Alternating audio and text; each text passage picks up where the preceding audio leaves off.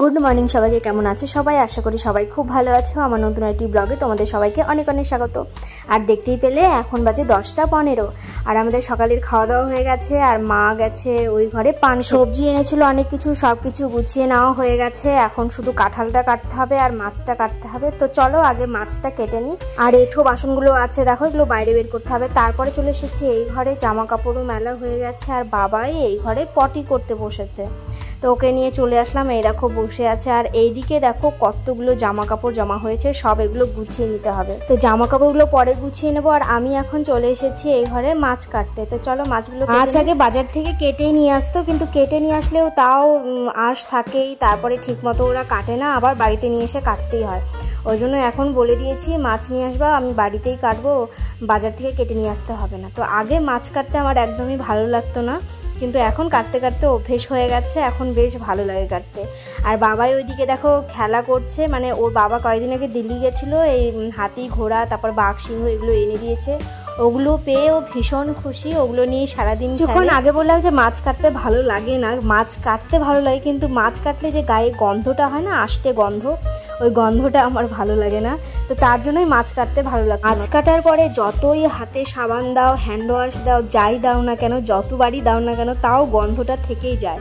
তো স্নান করার পরে আমি কিন্তু কোনোদিন মাছ কাটি না, স্নান করার আগেই সবসময় মাছ কাটি।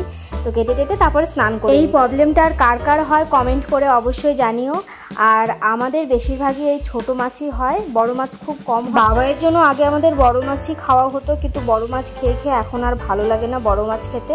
আর বাবাইও এখন ছোট মাছ খেতেই ভালোবাসে, যদিও কাটা বাছতে একটু প্রবলেম হয়, তাও ছোটো মাছও যেহেতু ভালোবাসে তো একটু কষ্ট করে বেছে দিই।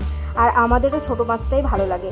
তো চলো মাছটা কাটা হয়ে গেছে, তারপর আমি চলে এসেছি মাছটা ধুয়ে নেব। আর মাথার মধ্যে গামছা দিয়ে দিয়েছি। এত রৌদ্রু আর এত গরম আমাদের এখানে, তোমাদের ওখানে কেমন, কে কোথা থেকে দেখছো জানি না, কেমন গরম জানি না, কিন্তু আমাদের এখানে প্রচণ্ড গরম।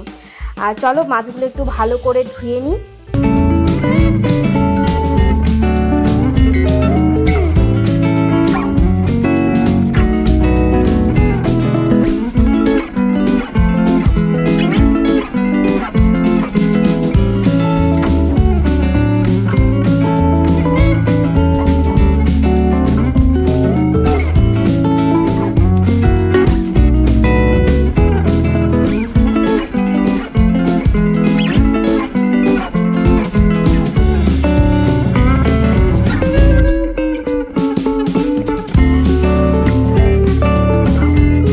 মাছটা ধুয়ে নিয়ে তারপরে আবার রান্নাঘরে চলে এসেছি। মা ওইদিকে রান্না করছে মাছটা, আর আমি এদিকে কাঁঠালটা বেছে দিচ্ছি। কাঁঠালও আমাদের কেটেই আনা হয়, মানে বাজার থেকে কাটা কাঁঠাল পাওয়া যায়, তো সেটাই কিনে আনা হয়, তবুও সেটা একটু বেছে নিতে হয়, তাছাড়া তার ভিতরে আরও নোংরা থাকেই। আর এই দেখো ফ্যান চালিয়ে নিয়ে বসে গেছি, এত গরম না, প্রচণ্ড গরম, ঘেমে গেছি। আর পাশে যে আমটা দেখতে পাচ্ছ, ওটা হচ্ছে কাঁচা মিঠা আম। তো আমার কাঁঠালটা কাটা হয়ে গেলে তারপর আমটা কেটে খাবো। তো আমার শাশুড়ি মা বলছে যে কাদের গাছের আম। তো আমি মামার বাড়ি গিয়েছিলাম 2-1 দিন আগে, তো মামার বাড়ি থেকে নিয়ে এসেছি। তো আমাকে বলছে যদি অনেক আম ধরে থাকে গাছে, তাহলে কাঁচা মিঠা আম পাকলে নিয়ে আসবা। মানে ভেবেছে কাঁচা মিঠা আম পাকলে মনে হয় খুব সুন্দর, আরও মিষ্টি হয়, দারুণ হয় খেতে, তো একদমই ভালো হয় না। আর এই দেখো আমি আরও জামা কাপড় নিয়ে, প্রচণ্ড রোদ্রু, মানে জামা কাপড় দেওয়ার কিছুক্ষণ পরেই শুকিয়ে যাচ্ছে। তো এই জামা কাপড়গুলো শুকিয়ে গেছে, এগুলো দেখো উঠিয়ে নিয়ে আসলাম, এখন সব ভাঁজ করে রাখবো। আর ওই ঘরে শাড়িটা, মায়ের শাড়িটা রেখে আসলাম, মা স্নান করে পরবে। আর আমার জামা কাপড়গুলো এখন গুছিয়ে নেব। আর এখন বাজে দেখো 12টা বাজতে 10 মিনিট বাকি, বাবাইকে কিছুক্ষণ পরে স্নান করা। ফ্যান ছাড়া তো কোনো কাজই করা যাচ্ছে না, ফ্যান চালিয়ে নিয়ে জামা কাপড় গোছাতে লেগে গিয়েছে। আর বাবা ওইদিকে খেলছে। আর আমি তোমাদেরকে ভুল বললাম, 12টা বাজতে 10 মিনিট বাকি না, 12টা 10 বাজে, কেননা ক্যামেরাটা ফ্রন্ট ক্যামেরা দিয়ে আমি ভিডিও করছি, তো তাই উল্টো দেখাচ্ছে। আর এখন বাজে 12টা 20, মানে 10 মিনিট লাগলো আমার জামা কাপড়গুলো গুছিয়ে নিতে। এই দেখো সব গুছিয়ে নেওয়া হয়ে গেছে। তো এগুলো সব এখন আলমারিতে ঢুকিয়ে রেখে দেবো।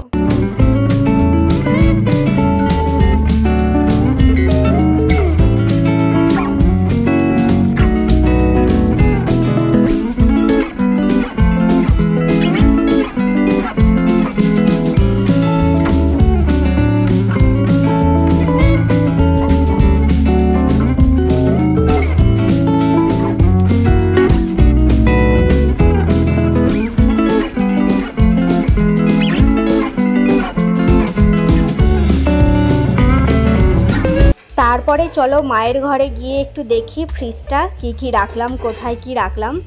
তো চলো প্রথমেই দেখা, এই যে ম্যাটগুলো দেখো, এগুলো আমি ফ্লিপকার্ট থেকে অর্ডার করেছিলাম। যেদিন ফ্রিজটা নিয়ে আসা হয়েছে রাত্রেবেলা, পরের দিন সকালে এটা চলে এসেছিলো। তো আসার পরে আমি পেতে দিয়েছি, আর একটা একটু ছোট হয়েছিল, ওটা একটু কাটতে হয়েছে, যেটা আমি হাতে নিলাম সেটাই একটু কাটতে হয়েছে। আর এই দেখো মানে সামান্য কিছু জিনিস রাখা হয়েছে, কিছুই মানে গোটাটাই ফাঁকাই আছে এখনো। আর এই ম্যাটগুলো ছিল হচ্ছে 4টায়, যে উপরে একটা দেখতে পাচ্ছ আর নিচে 3টে, এগুলোকে কি বলে আমি ঠিক জানি না। তো আর নিচে যে সবজি রাখা হয়েছে দেখো, ভালো দেখা যাচ্ছে না, তো চলো তোমাদেরকে একটু ফাঁকা করেই দেখিয়ে দিই। আর এইদিকে 2টো বোতল রাখা হয়েছে জলের, 3টে বোতল রাখা হয়েছে জলের, আর একটা মাজার বোতল রাখা হয়েছে, ব্যাস এটুকুই, আর কিছুই রাখা হয়নি। আর ডিপ ফ্রিজে এখানেই মাছ রাখা হয়েছে, মাছটা কাটলাম, সবগুলো রান্না হয়নি, কিছুটা মাছ। পরে আমরা স্নান করে পুজো দিয়ে খেতে চলে এসেছি। আর আজকে কি রান্না হয়েছে দেখো, ডালের বড়া, আর হচ্ছে করলা আলু ভাজা, লেবু কাটা আছে, ডাল, এটা হচ্ছে ঝিঙে দিয়ে বড়া দিয়ে একটা তরকারি, কি বলে আমি জানি না, ওটা আমার শাশুড়িমাই জানে।